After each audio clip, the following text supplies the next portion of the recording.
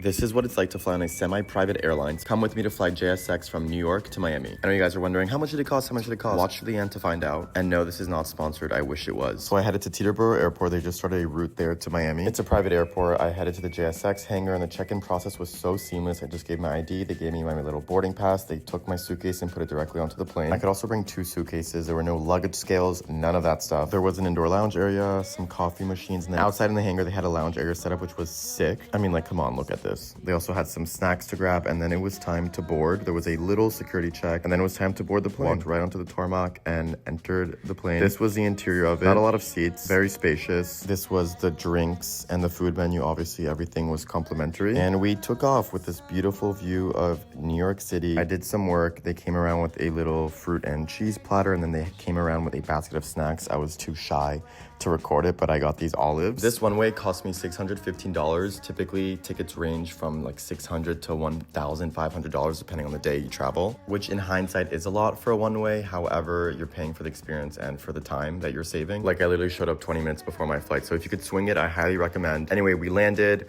waited for our suitcases to be left out on the tarmac, and then deboarded the plane. Walked through the hangar and met my mom that was picking me up. What a great experience. I also have a referral code that I'm gonna put in my caption. Again, this is not sponsored, but I think you can get $100 off your first flight.